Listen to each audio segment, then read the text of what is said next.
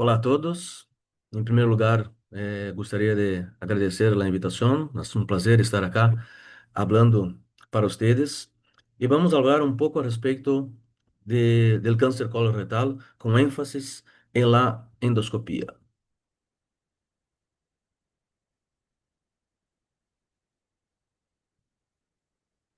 La prevención secundaria del cáncer colorectal depende de la detección y remoción completa de las lesiones precursoras. Y se ha demostrado que la es eficaz para reducir la incidencia del cáncer de colon y recto. Eh, los conceptos de cáncer precoz y avanzado significa que câncer precoz é aquele câncer que acomete hasta la submucosa eh, com ou sem linfonodos positivos. Pero acá está nosso limite de intenção para uma resecção curativa, ou seja, um câncer que acomete hasta la submucosa, SM1, ou hasta 1000 micrômetros de invasão. E o conceito de câncer avançado, aquele câncer que acomete muscular própria ou até mesmo mais profundo. Há vários desafios em el diagnóstico e el tratamento del câncer e que depende inicialmente de la diagnóstico, de la detecção efectiva de la morfologia que de acordo com a morfologia, será elegido a melhor conduta para cada caso. Então, hay acá as recomendações de las principais guias que sea utilizada a classificação morfológica de Paris, que divide as lesiones em lesiones polipoides e no polipoides. Acá um estudo nuestro que muestra que as lesiones no polipoide apresentam maior risco de histologia avançada, ou seja, displasia de alto grado ou câncer temprano, donde a lesão no polipoide apresentou risco de histologia avançada 2 vezes maior que a lesão no polipoide. E quando comparamos só as lesões no polipoides deprimidas com as lesões polipoides, o risco se mostrou maior que 36 vezes. Lo mismo ha sido demonstrado por todos estes autores, que lesões no polipoides, em especial as lesões deprimidas, são mais agressivas. Por lo tanto, devemos prestar muita atenção em nossos exames, porque estas lesões, se estão presentes em nossa rotina diária, não são lesões específicas de la Ásia. Acá está uma lesão deprimida já com invasão massiva da submucosa.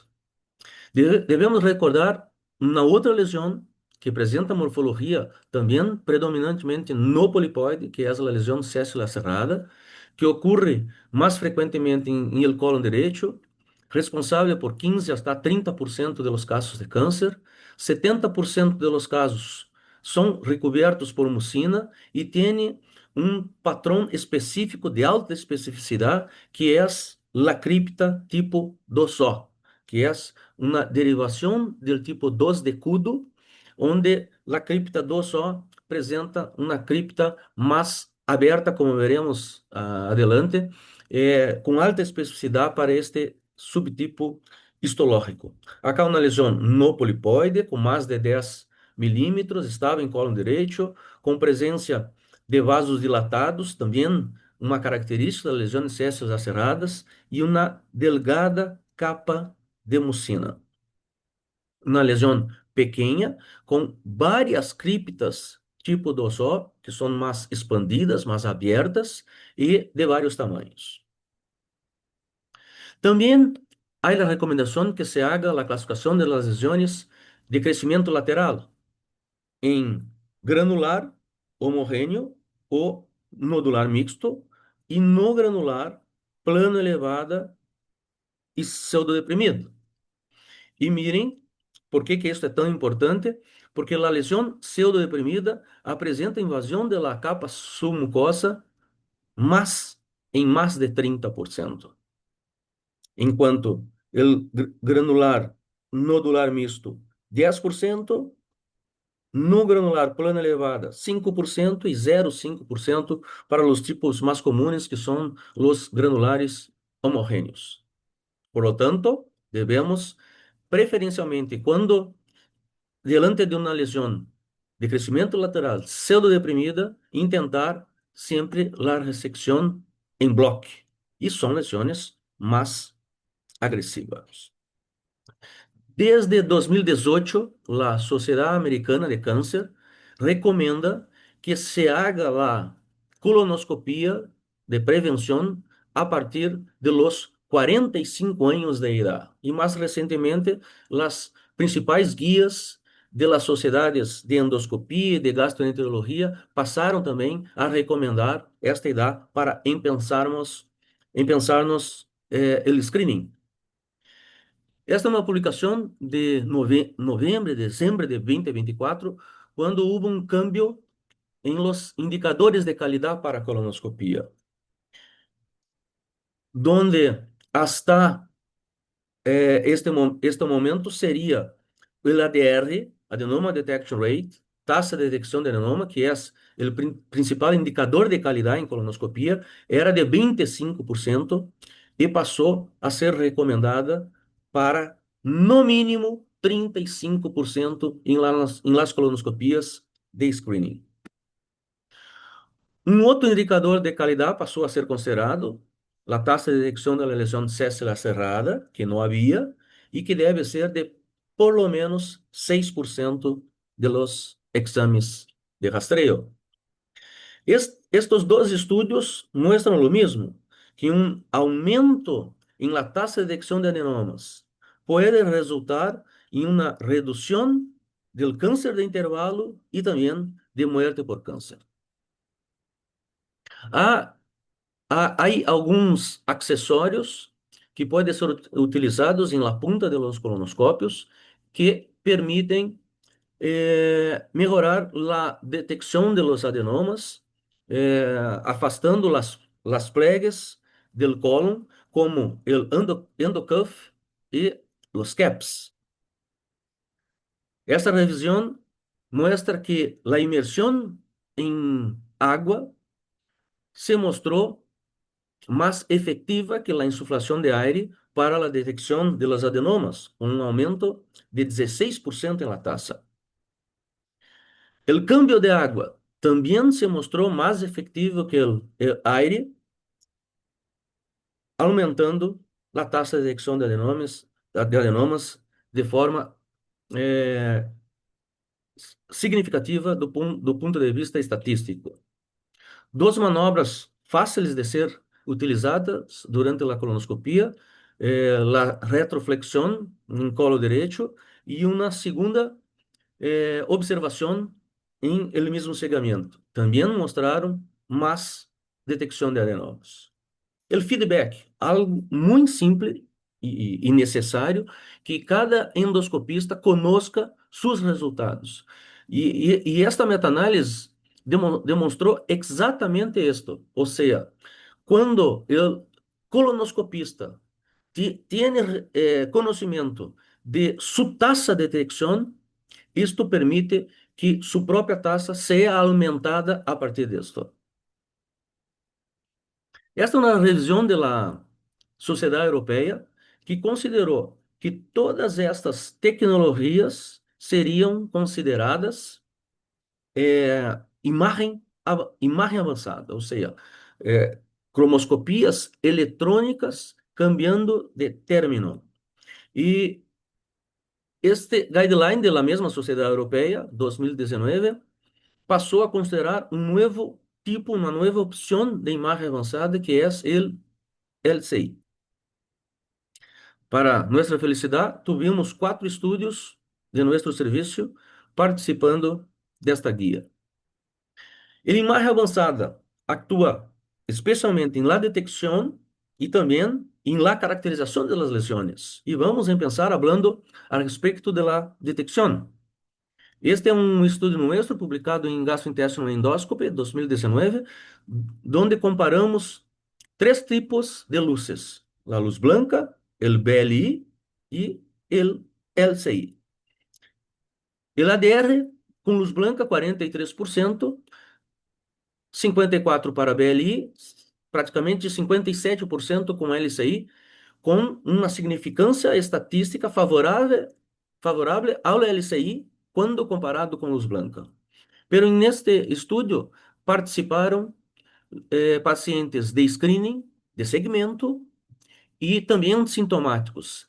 E até aquele momento, o conceito de ADR deveria ser considerado solo pacientes de rastreio. Assim, publicamos um outro estudo solo com pacientes de screening, onde tivemos 53% de ADR com luz branca e incríveis 71% com LCI. Para quem não está acostumado, acá temos a mesma lesão com os dois tipos de luzes. Acá com luz branca e mirem com LCI.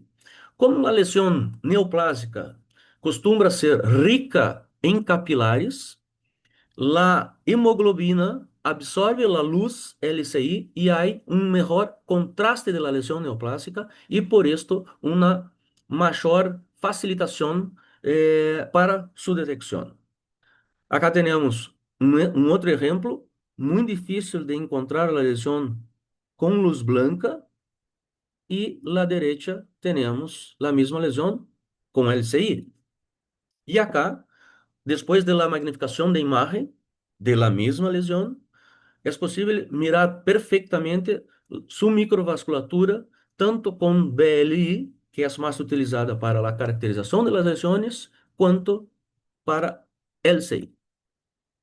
E já temos meta-análises demonstrando exatamente isto, o impacto favorável ao LCI para a detecção de adenomas comparado com luz branca. Esta é a última meta-análise publicada em 2024 da doutora Bruna, sua dissertação de mestrado, a respeito desta comparação LCI com luz branca.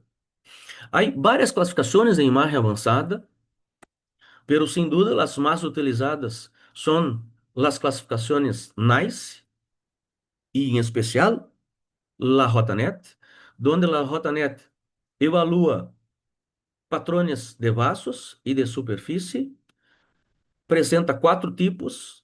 O tipo 1 são lesões hipovascularizadas e estão as lesões hiperplásticas e as lesões sésseis acerradas. O tipo 2 só, o diagnóstico histológico preditivo é de uma neoplasia de baixo grado. O tipo 2B, displasia de alto grado hasta câncer com invasão superficial da capa submucosa. E o tipo 3 sugere fortemente invasão massiva da submucosa.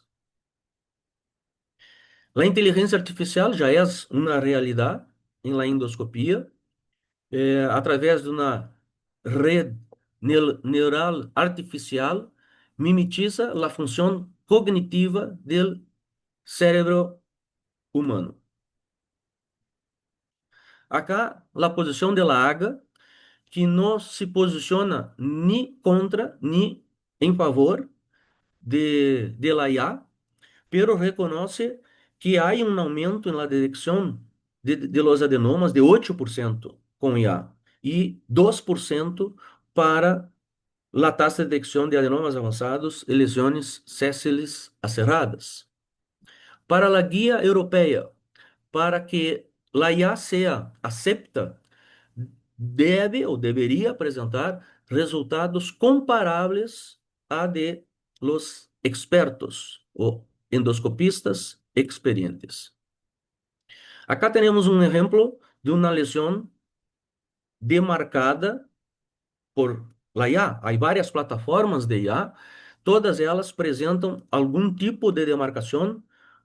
Esta é a plataforma CADAI de Fuchs. Há outras onde há uma demarcação cuadrada, otras redonda, pero siempre hay una demarcación y también hay la posibilidad de una emisión sonora cuando la detección ocurre por la IA. Acá tenemos un otro ejemplo y este estudio muestra exatamente o objetivo da inteligência artificial, segundo a própria guia europeia, onde trainees acompanhados de IA apresentaram praticamente o mesmo ADR que os expertos. 38% em contra 40% dos expertos, sem diferença estatística, independente da morfologia, tamanho e ubicação. Também já há meta-análises mostrando isto, que a detecção de adenomas é aumentada com a IA. Esta meta-análise de 2024 muestra exatamente isto e também uma redução da taxa de perda de adenomas com IA. Uma diminuição de 55%. Muito relevante isto. Já esta meta-análise apresenta resultados que tanto expertos quanto não expertos são beneficiados com o uso da IA. Richter publicou um estudo muito interessante. Comparou dois grupos que trabalhavam em dois turnos, por la manhã e por la tarde. Um grupo tinha inteligência artificial e o outro não. E mirem os resultados. Aquele grupo que trabalhou sem inteligência apresentou uma diminuição significativa em la detecção de los adenomas em el período de la tarde. E isto não ha sido observado quando acompanhado por la IA.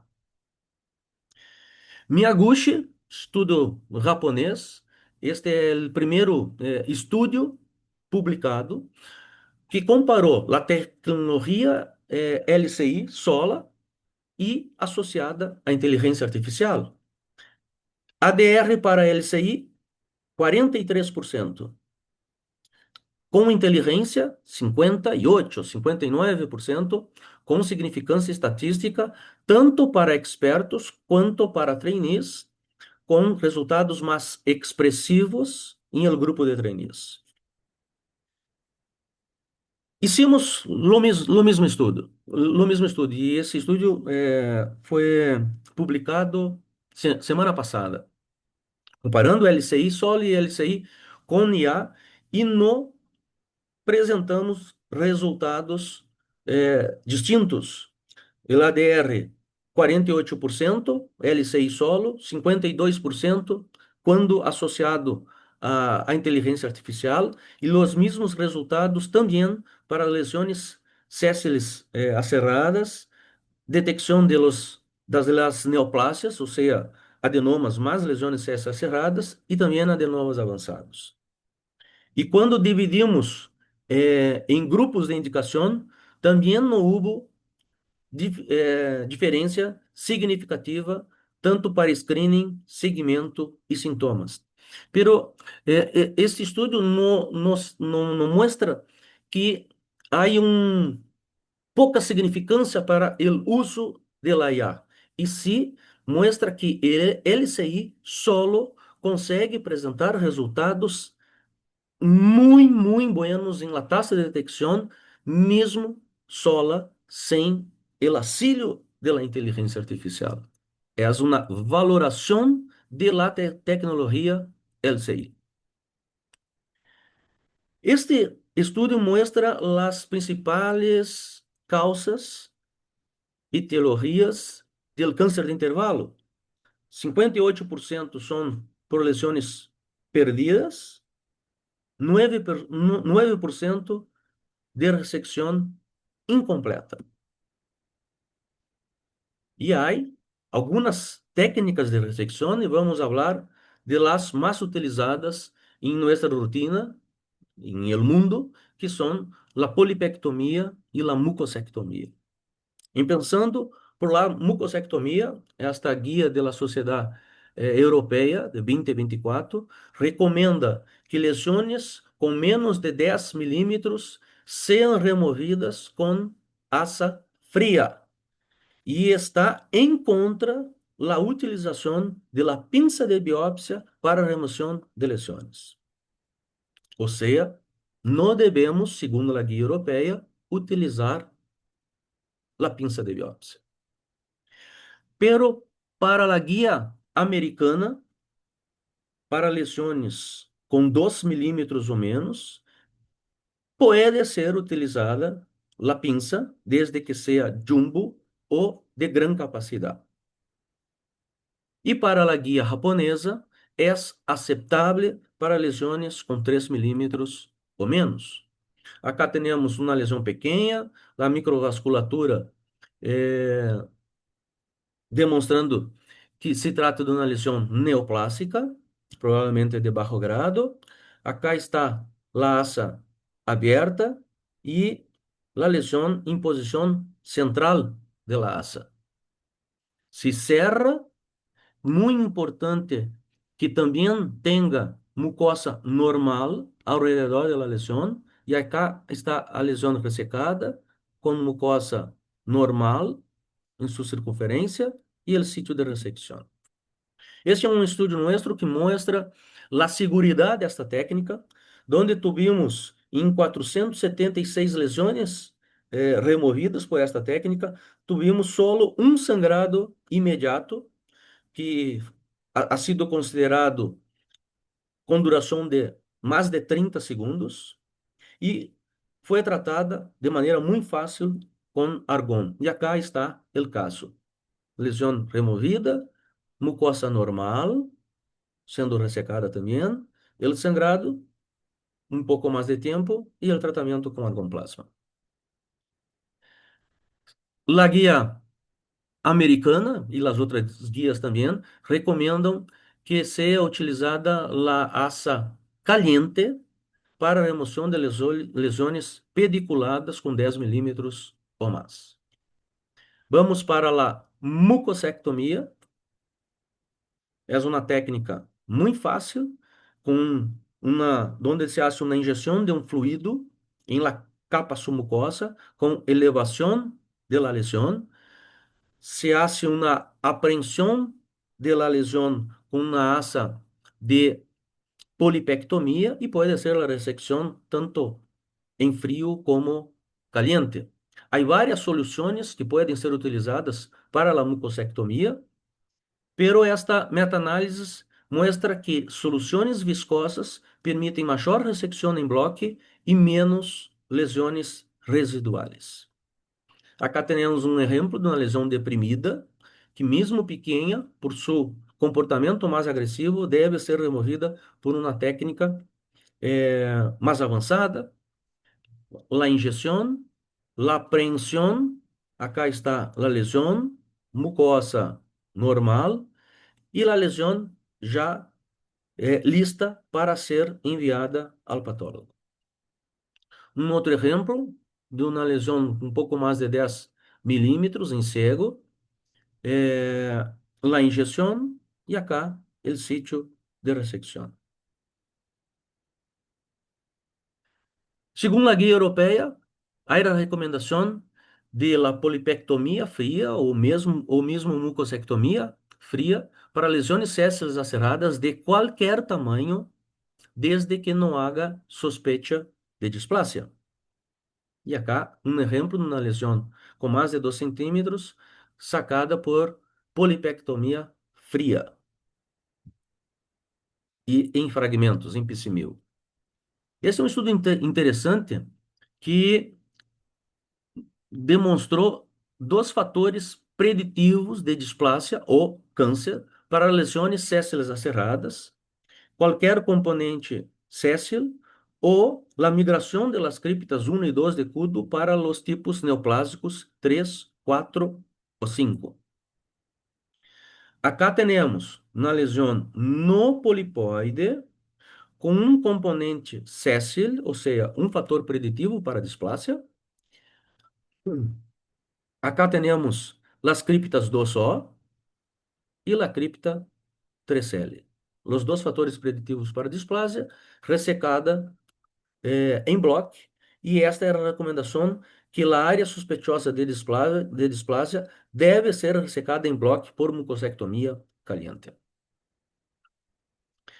Lesiones com 20 milímetros ou mais, há a recomendação que a técnica de lesión é a mucosectomia, tanto por la guia americana quanto por la guia europeia.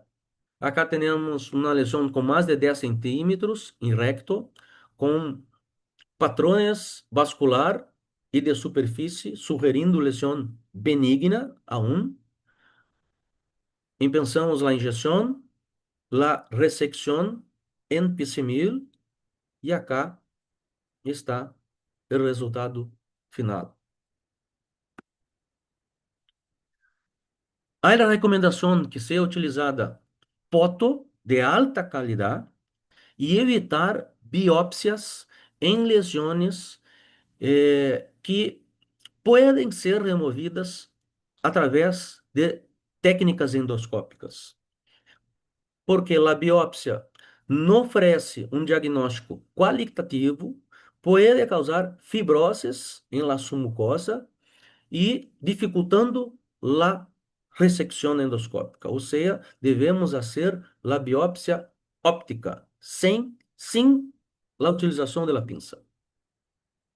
Acá temos um exemplo de uma lesão grande de reto, uma lesão de crescimento lateral, lamentavelmente com biópsia hecha em um outro serviço, com patrões benignos, factíveis de ressecção endoscópica, a injeção, a apreensão de uma parte da lesão, mucosectomia em pisimil, e acá temos o sítio de ressecção com toda a lesão sacada.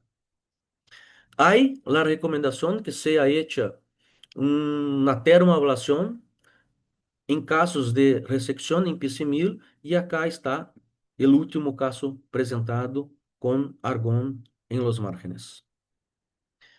Segundo a guia europeia, é considerado um êxito em la mucosectomia quando não há tecido neoplásico em el sítio de la mucosectomia, quando há a evaluação histológica do espécime e sim lesão residual em exame de seguimento em los 6 meses. Acá um exemplo de tudo o que hablamos, uma lesão de crescimento lateral, nodular mixta, devemos sempre pensar a ressecção pela parte nodular, que há maior risco de histologia avançada, haciendo a ressecção em pisimil.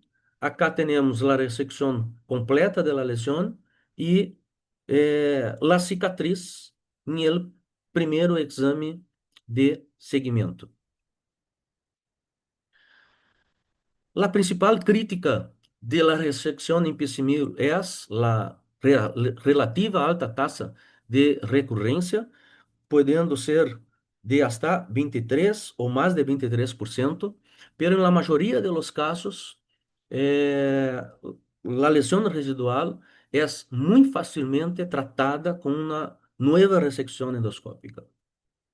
Este é um estudo nosso, onde tivemos 430 mucosectomias, 3% de reações adversas, a maioria relacionadas com pisimil e histologia avançada, e a recorrência ocorreu em 5% dos casos, a maioria das lesões sacadas em pisimil e tratadas de maneira muito fácil com um novo tratamento endoscópico. Há também a possibilidade de mucosectomia fria, esta é uma meta-análise que mostrou 6% de recorrência, 2,6% de sangrado intraprocedimento, 1,5% de sangrado tardio, 97% de êxito com esta técnica. Este estudo comparou mucosectomia fria com mucosectomia caliente, em relação a eventos adversos, só 1% para a técnica fria, 8% para caliente, e há uma inversão quando se habla em lesões residuais, caliente 13%, cold snare 23%.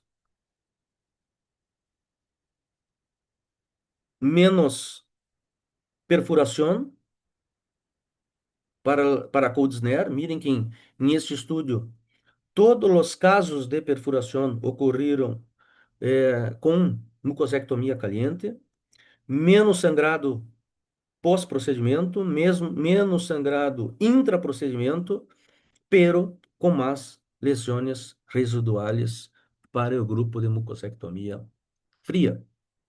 Esta meta-análise mostrou um índice de recorrência de 21%, 10% das lesões estavam em cólon proximal, 9% das lesões distales, 12% para adenomas, 3% para as lesões sessiles acerradas.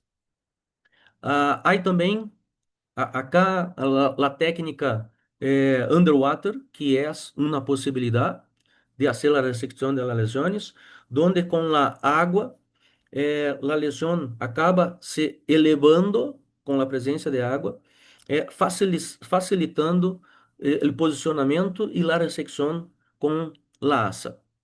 E pode ser tanto fria, eh, perdão,